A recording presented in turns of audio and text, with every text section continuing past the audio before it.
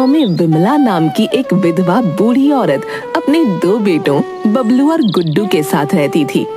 एक दिन विमला अपने बड़े बेटे बबलू से बोली, बबलू बेटा, कितने दिन से कह रही हूँ मेरा चश्मा टूट गया है। अरे आप तो ऐसे कह रही हो जैसे कि मैं दिन भर फालतू बैठा रहता हूँ, हैं? मैंने तो ऐसा नहीं कहा बेटा, तुम तो जानते हो कि बगैर चश्मे के मुझे बहुत कम दिखता है। हाँ, मुझे पता है। घर में सिर्फ मैं ही नहीं हूँ, आपका छोटा बेटा गुड्डू भी है। आप उससे क्यों नहीं कहती हो? गुड्डू के पास पैसे नहीं रहते बेटा। तो फिर आप उससे कोई काम धंधा करने को क्यों नहीं कहती हो, हैं? मैं तो उससे कहकर थक चुका हूँ। गुड्डू तुम्हारा छोटा भाई है, उसके पास इतने पैसे नहीं है कि वो कोई काम धंधा कर सके। मत भूलो, तुम्हारे स्वर्गवासी पिता ने अपना सारा कारोबार तुम्हें ही सौंपा था। विमला की बात सुनकर बबलू क्रोधित होते हुए बोला, वो इसलिए कि मैं उनका कारोबार संभाल सकता था और उन्होंने मुझे कारोबार सौंपकर कोई एहसान नहीं किया। हाँ, कारोबार चलाने में कितनी मुसीबत का सामना करना पड़ता है, आपको कुछ पता भी है माँ? इतना बोलकर बबलू वहां से चला गया।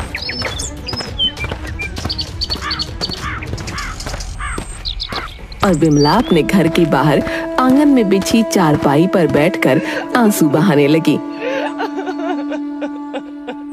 कि तभी बबलू की पत्नी अर्चना वहां आकर बोली,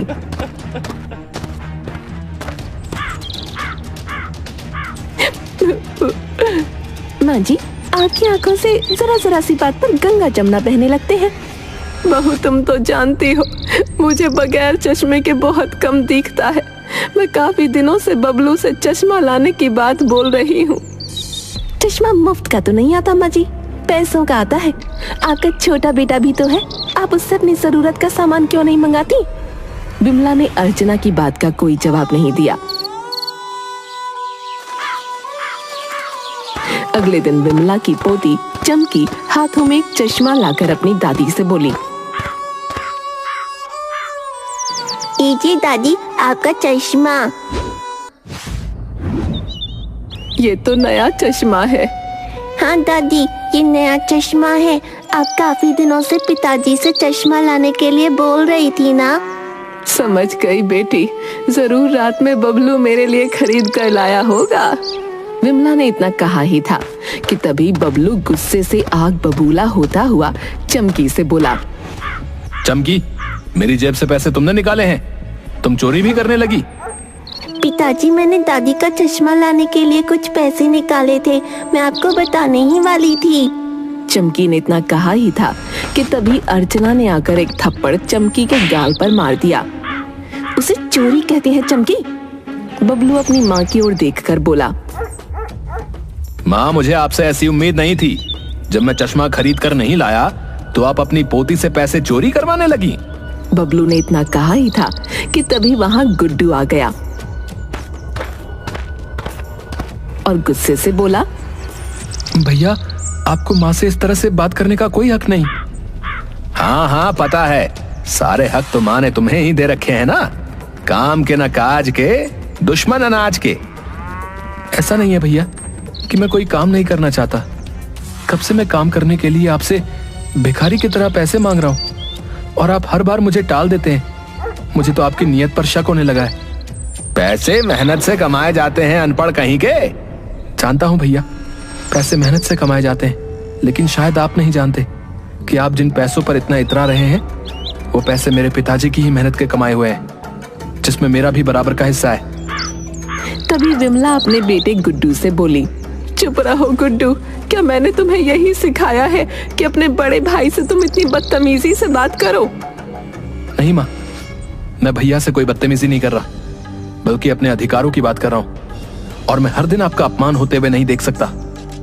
इतना बोलकर गुड्डू क्रोधित होकर बाहर चला गया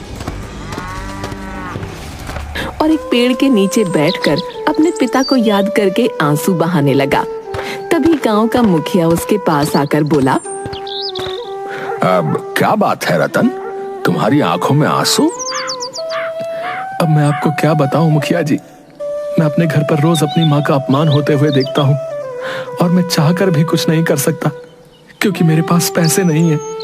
गुड्डू, मेरी आंखों से तुम्हारे घर के हालात छुपे नहीं है बेटा। मैं सब जानता हूं कि तुम्हारे घर में क्या चल रहा है, लेकिन दूसरे के घर पर बोलने का आखिर मेरा क्या अधिकार है? आप गांव के मुखिया हैं, आपको मेरे घर का फैसला करना ही होगा। आप अच्छी तरह से जानते हैं कि पिताजी ने मरने से पहले सारा कारोबार बड़े भैया को सौंपा था और मैं बड़े भैया से पैसे मांग मांग कर थक चुका हूं। हाँ, जानता हूं गुड्डू, जानता हूं। उसकी एक वजह यह भी थी कि शायद तुम अनपढ़ थे, लेकिन तुम चिंता मत करो। आज शाम को मैं तुम्हारे घर पर आकर बबलू से इस बारे में जरूर बात करूंगा। उसे बोलूंगा कि वो तुम्हें कारोबार करने के लिए कुछ पैसे दे दे। शाम को मुखिया गुड्डू के घर पहुंच गया। मुखिया को देखकर बबलू चौंकते हुए बोला, आप यहाँ कैसे मुखिया जी? बबलू, तुम्हारी शिकायत मुझसे गुड्डू ने की है।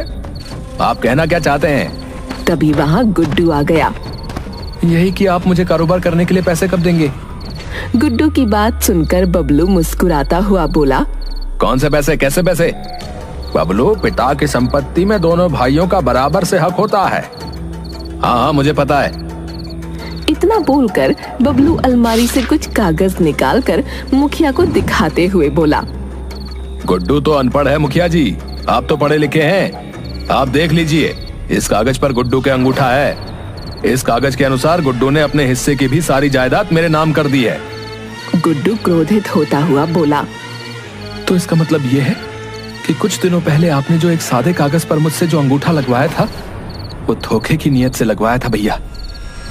अरे, जिसे तुम धोखा कहते हो रतन, उसे चालाकी ही कहते हैं। मुखिया गुड्डू की ओर देखकर बोला, मैं अब कुछ नहीं कर सकता रतन। तुमने अंगूठा लगाकर अपने हाथ स्वयं काट लिए बेटा। इतना बोलकर मुखिया वहां से चला गया। तभी विमला रोते हुए बबलू की ओर देखकर बोली, मुझे तुझसे ऐसी उम्मीद नहीं थी बेटा। तेरे पिता तुझ पर कितना भरोसा करते थे। तेरा धोखा देखकर उनकी आत्मा तड़प उठी होगी। मैं कहना तो नहीं चाहता माँ, लेकिन अब मुझे कहना ही पड़ेगा। अब मैं तुम्हारी और गुड्डू की शक्ल अपने घर में बर्दाश्त नहीं कर सकता। इससे पहले कि मैं तुम दोनों को धक्के देकर घर से बाहर निकाल दूं, तुम स्वयं गुड्डू के साथ यहाँ से चली जाओ। गुड्डू अपनी माँ का हाथ पकड़कर रोता हुआ उस घर से बाहर निकल गया और रात के वक्त वो दोनों भटकने लगे कि तभी वहाँ पर मुखिया आकर उन दोनों से बोला, विमला जी, आपके पति के मुझ पर बहुत उपकार हैं। मैं आप दोनों को ऐसे सड़कों पर नहीं भटकने दूंगा। मैं और मेरा बेटा आपके ऊपर बोझ नहीं बनना चाहते मुखिया जी। लेकिन आप दोनों अकेले कहाँ जाएंगे? जहाँ हमें हमारी किस्मत ले जाएगी, लेकिन हम आपके घर नहीं रह सकते। विमला जी, गांव की सीमा पर एकांत में मेरी एक जमीन पड़ी हुई है, जिसमें एक झोपड़ी बनी हुई है। आप दोनों चाहो तो वहाँ रह सकते हैं। मुखिया की बात सुनकर विमला चुप हो गई। उस दिन के बाद गुड्डू और विमला मुखिया की जमीन पर बनी हुई झोपड़ी में रहने लगे। विमला गुड्डू से बोली, तुम्हारे बड़े भाई ने तुम्हें धोखा दे दिया गुड्डू, लेकिन अब तुम्हें कुछ तो करना होगा। चिंता मत करो माँ, मैं अनपढ़ हूँ तो क्या हुआ, मजदूरी तो कर सकता हूँ। मैं आपको भूखा नहीं रहने दूंगा। इतना बोलकर गुड्डू एक जगह जाकर मजदूरी करने लगा। मगर शाम को अचानक गुड्डू के सर पर चोट लग गई। गुड्डू घायल हो गया। कुछ लोग झोपड़ी में गुड्डू को छोड़ गए। तुम्हें इतनी चोट कैसे लग गई बेटा? बेटा, तुम्हारे पिता तुमसे बहुत प्रेम करते थे। उन्होंने तुमसे कभी मेहनत का काम नहीं करवाया। मैंने कभी सपने में भी नहीं सोचा था कि मुझे तुम्हें इस हाल में देखना पड़ेगा। रो मत माँ, मैं ठीक हूँ। जरा सी चोट है, सही हो जाएगी। विमला उठकर झाड़ियों के पास चली गई। वहां से कुछ पत्तियां तोड़कर ले आई और उन पत्तियों को पीसकर गुड्डू के जख्मों पर मलने लगी। कुछ देर बाद गुड्डू को काफी आराम महसूस हुआ। आपने क्या पीसकर मेरे जख्मों पर लगाया? मुझे ऐसा लग रहा है जैसे कि मेरे चोट लगी ही नहीं थी और न ही दर्द था। तभी वहां मुखिया आकर बोला, बेटा गुड्डू, शायद तुम्हारी माँ ने तुम्हें नहीं बताया कि कि तुम्हारी माँ को जड़ी बूटियों का बहुत ज्ञान है। पहले तुम्हारी माँ जड़ी बूटियों का अचार बनाकर बेचा करती थी। सालों पहले तुम्हारी माँ जड़ी बूटियों का अचार बनाती थी, तब तुम्हारे पिता गांव-गांव जाकर उसे बेचा करते थे। तो फिर माँ ने अचार बनाना क्यों बंद कर दिया? तुम्हारे पिता ने फिर दूसरा व्यापार कर लिया, लेकिन तुम्हारे पिताजी को सफल बनाने में तुम्हारी माँ का बहुत बड़ा योगदान था बेटा। इतना बोलकर मुखिया विमला से बोला, विमला जी, तुम अब भी अचार बनाकर क्यों नहीं बेचती? तुम यहाँ पर अचार बनाओ और गुड्डू गांव-गांव जाकर अचार बेचेगा। विमला को मुखिया का सुझाव पसंद आया। अगले दिन विमला जंगल में जाकर बहुत सारी जड़ी बूटियां तोड़ लाई और उन्हें कड़वे तेल में कुछ मसालों के साथ डालकर अचार तैयार करके गुड्डू से बोली, बेटा गुड्डू, ये कोई मामूली अचार नहीं है, बल्कि जड़ी बूटियों से बना हुआ अचार है जो बड़े से बड़े बीमार को भी सही करने में सक्षम है। तुम जब इसे बेचने जाना तो लोगों को इसके बारे में जरूर बताना।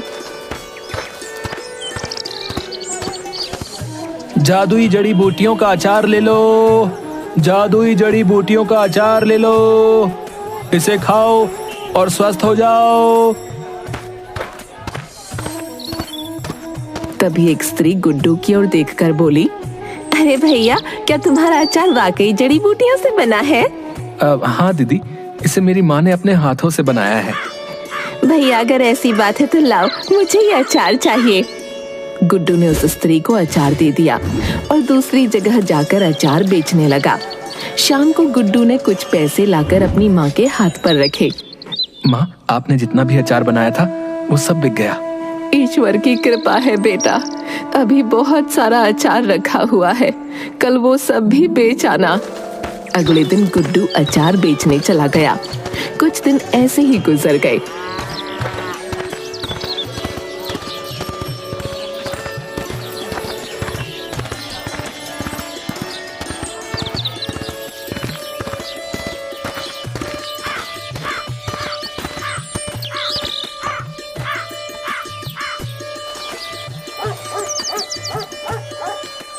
कुछ दिन बाद वही स्त्री खुश होती हुई गुड्डू की झोपड़ी में आकर विमला और गुड्डू की ओर देखकर बोली, बड़ी मुश्किल से आपका पता करते करते यहाँ तक आई हूँ। भैया, आपने जो मुझे अचार दिया था ना, वो अचार हमारे घर के लिए वरदान साबित हुआ। मैं आपकी बात का मतलब नहीं समझा दीदी। मेरे पति को लाइलाज बीमारी थी। डॉक्टर ने कहा था कुछ ही दिन के मेहमान हैं ये, इन्हें सब कुछ खिलाओ। मैंने आपका ही अचार इन्हें खिला दिया और मेरे पति स्वस्थ हो गए। उनकी रिपोर्ट देखकर डॉक्टर खुद हैरान है। इतना बोलकर उस स्त्री ने बहुत सारे रुपए विमला के हाथ में रख दिए और ढेर सारी दुआएं देकर अपने पति के साथ वहां से चली गई। अरे वामा, आपके हाथों का बनाया हुआ जड़ी बूटियों का अचार तो वाकई जादू ही निकला। उस दिन के बाद रोज हर कोई आकर विमला और गुड्डू को ये बताने लगा कि उनका अचार खाने के बाद वो ठीक हो गया। विमला का अचार देखते ही देखते आसपास के गांव में जादुई अचार के नाम से प्रसिद्ध हो गया। विमला अपने बेटे गुड्डू से बोली, बेटा गुड्डू, अब हमारे पास इतना धन इकट्ठा हो गया है कि हम अपनी स्वयं की जमीन खरीदकर उस पर अच्छा सा घर बनवा सकें। आपने मेरे मुंह की बात छीन ली माँ, मैं भी आपसे यही बात कहना चाह रहा था। विमला ने गांव में ही जमीन खरीदकर उस पर एक बहुत आलीशान मकान बनवाया। दोनों माँ बेटे उस मकान में रहने लगे। कुछ दिनों बाद एक डॉक्टर विमला से मिलने आया।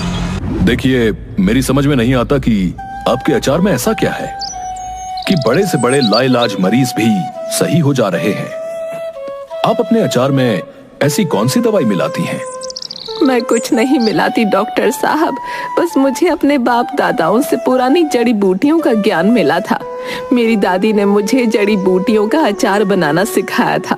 बस उन्हीं जड़ी बूटियों का अचार बनाती हूँ और ईश्वर की कृपा से लोग ठीक हो जाते हैं। डॉक्टर मुस्कुराते हुए बोला, मैं चाहता हूँ कि आप मेरे हॉस्पिटल में भी मरीजों की देखभाल में योगदान करें। ये तो मेरे लिए खुशी की बात है। मैं और मेरा बेटा कल से आपके अस्पताल में कुछ समय बिताया करेंगे। डॉक्टर वहां से चला गया। उस दिन के बाद से विमला और गुड्डू दिन का आधा वक्त अस्पताल में मरीजों की देखभाल में बिताते। एक दिन डॉक्टर विमला से बोला, विमला जी, जब से आप यहाँ पर आई हैं, तब से अस्पताल में मरीजों के स्वास्थ्य में बहुत सुधार आया है। डॉक्टर ने इतना कहा ही था कि तभी एक नर्स दौड़ती हुई डॉक्टर के पास आकर बोली, डॉक्टर जल्दी चलिए, एक पेशेंट आया है, उसकी हालत बहुत सीरियस है। कौन है पेशेंट? एक लड़की है, सिर्फ 12 साल की। डॉक्टर नर्स के साथ उस बच्ची के पास गया। वो बच्ची कोई और नहीं बल्कि बबलू की बेटी चमकी थी।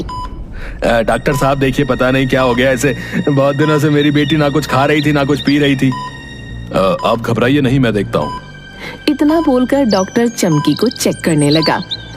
ओह माय गॉड, इस बच्चे की उम्र केवल 12 साल है, मगर इसकी हालत बता रही है कि जैसे इसे बहुत तगड़ा सदमा लगा हो।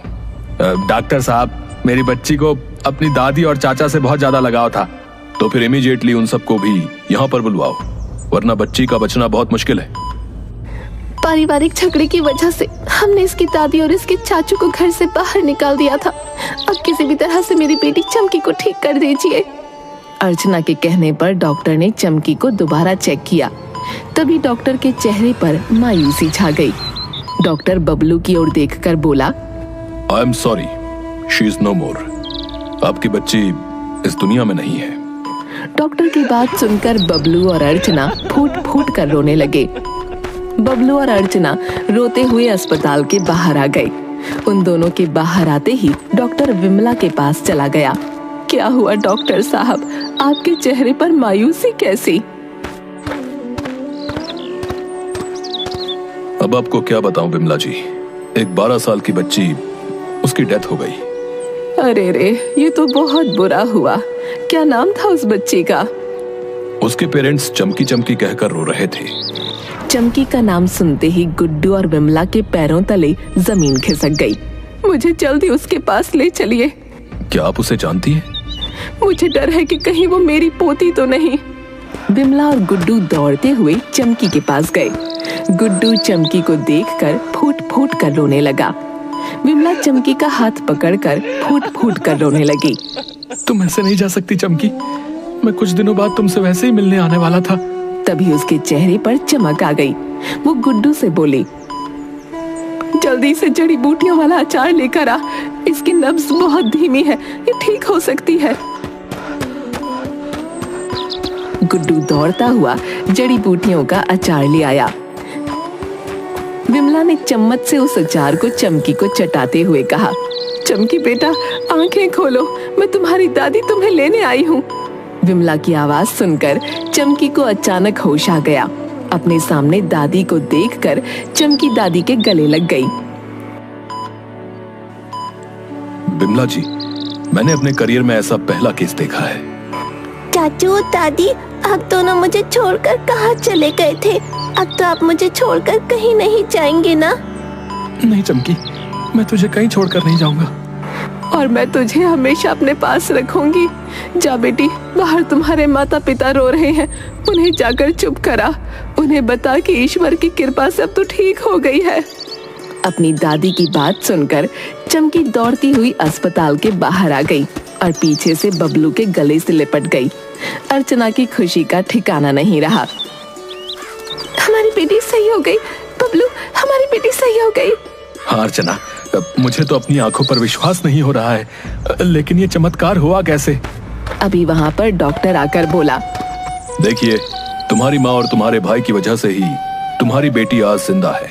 अर्चना और बबलू ने पीछे पलट कर देखा तो उनके सामने गुड्डू और विमला खड़े थे। बबलू हाथ जोड़ते हुए बोला, अब मुझे माफ कर दो माँ, शायद मेरे कर्मों की सजा मेरी बेटी को भुगतनी पड़ी। मुझे अब कुछ नहीं चाहिए। इतना बोलकर बबलू गुड्डू से बोला, मुझे माफ कर दे भाई, आज मुझे समझ आ गया, इंसान का सच्चा दोस्त उसका परिवार होता है, कागज के टुकड़े नहीं। मुझे माफ कर दो माँ।